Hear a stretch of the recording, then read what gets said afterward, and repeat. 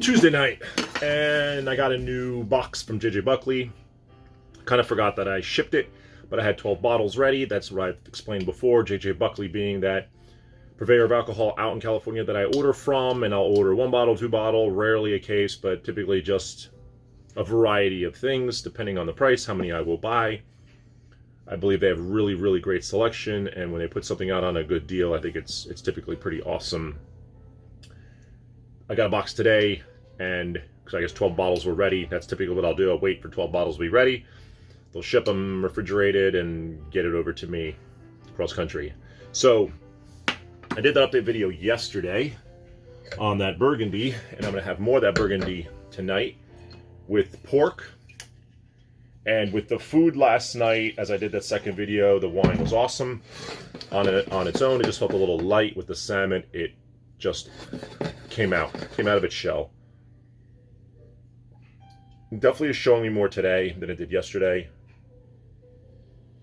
More aromatic on the nose. A lot of those tertiary, earthy, barnyardy, but also that fresh fruit I was talking about yesterday.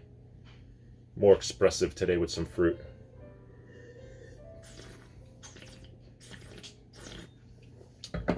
Even on the palate, it tastes a little bit fresher.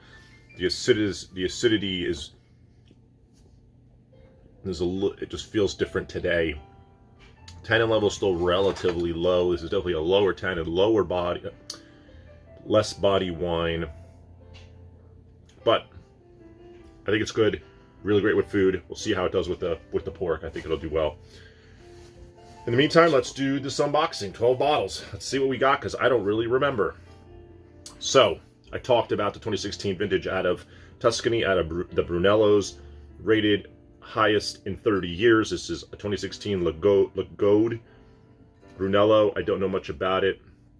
Price must have been decent. 15% alcohol, pretty high for a Brunello, but I've been trying to buy a number of these. I know I said I was going to buy something like 10. I think I've bought 5. Maybe I'll buy a few more. There's so many wines I want right now.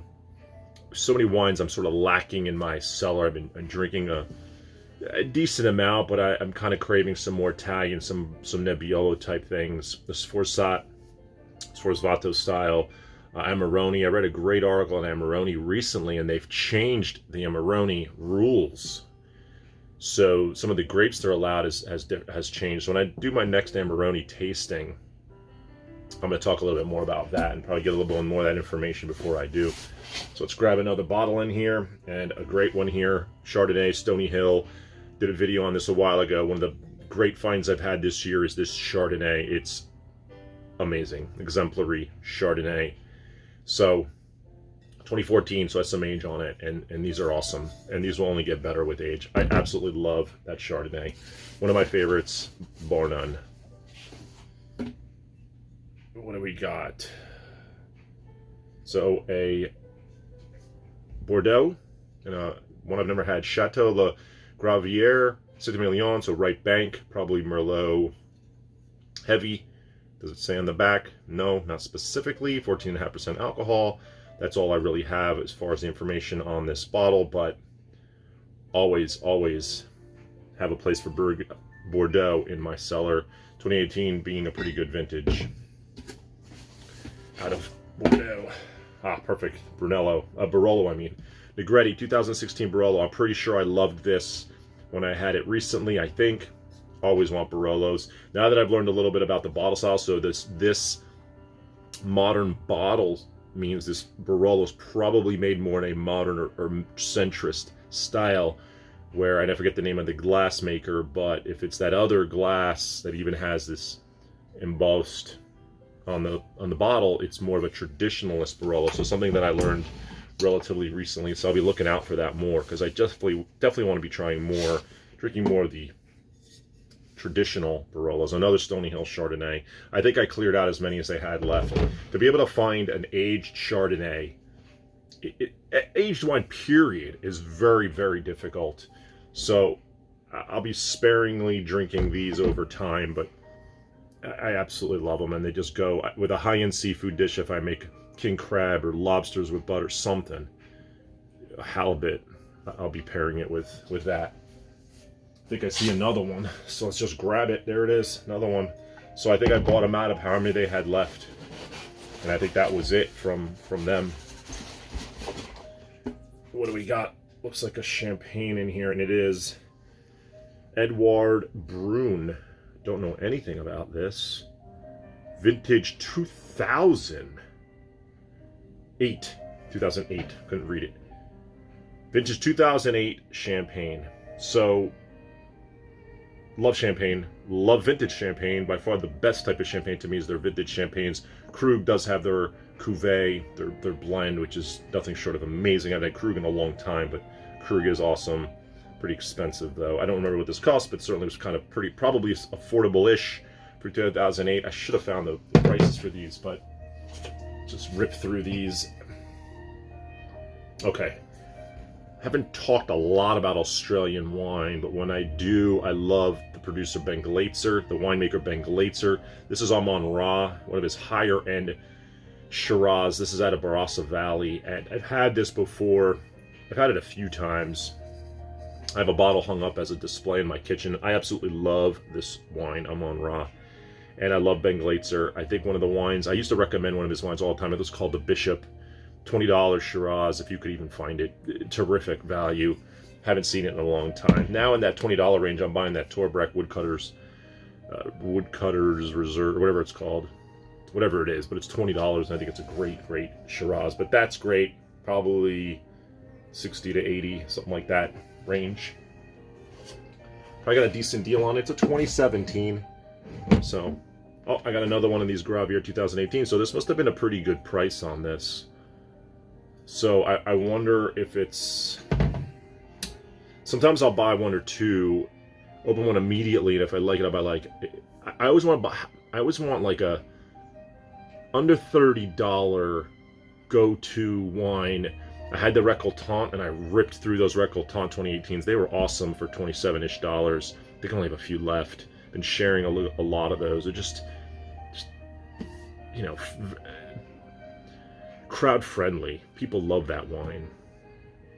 And maybe this is a Bordeaux version of that. I don't know. I mean, obviously different flavor profile than a Napa Cab, but we shall see. So another Negretti 2016 Barolo.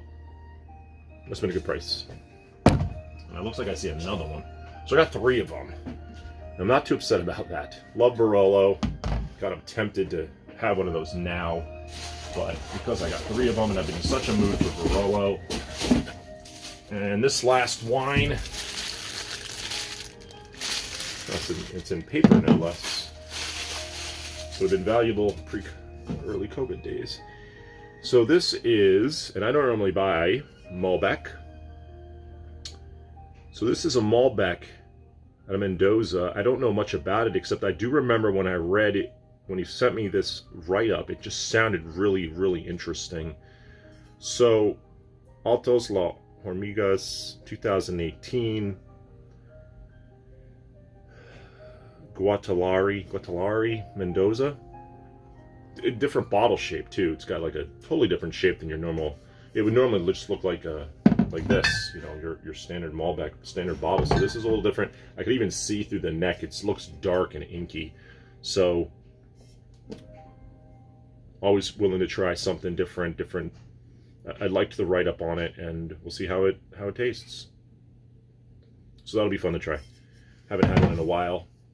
I do believe they make really good Malbecs. There was a Malbec craze, and there was such high quality Malbec at such an affordable prices, and then the market got flooded with inexpensive, cheap Malbec, and then it became a lot more difficult to navigate. What are the good ones? What are not the so good ones? And there's definitely a few. Kaiken Ultra for sub 20 is a really great Malbec for everyday, weekday, share it with friends type of Malbec. I think it's a good one. I recommend that one for sure. This, I don't know the price on this, but there's some others too. Catena makes some great Malbecs, of course. Nicholas Catena. The higher end ones are fantastic, especially those single vineyard ones they make. Really great Malbecs out of there. So who knows? There's also Malbecs out of Cahors, France, and there's a few that I've liked out of there. Totally different style. They're not as big and unctuous, a little bit more rustic. But there's one called Crocus that I really, really like. I think it's made by an American winemaker, but out in Cahors, France. So I really like that one. If I see it again, I'll buy it. It's sort of on my mental wish list, but not on a wish list to go out and like find. I'm just sort of in this Italian mode and wanting to learn more about Burgundy and German Rieslings, the Großgewachs, the single vineyard dry ones. That after I had that one a while ago, and I was just so excited about it. I've been watching a lot of videos about German Rieslings lately, about the regions. So a lot of sort of want to explore. Since it's mid-December, explore a lot of these maybe in 2022. Had a good exploration of wine this year, and hopefully that continues in the next year. I'm going to go enjoy my pork with this Burgundy, and we'll see what tomorrow brings and the rest of the week brings. And if I open any of these, I'm pretty darn sure I'm opening up one of these Barolos without a doubt. And one of these Bordeaux will probably be open relatively soon. These two wines I suspect will be open soon. The rest probably just lay them down, and depends on the mood, on the day, on the cuisine. So that's it for tonight. Dinner time.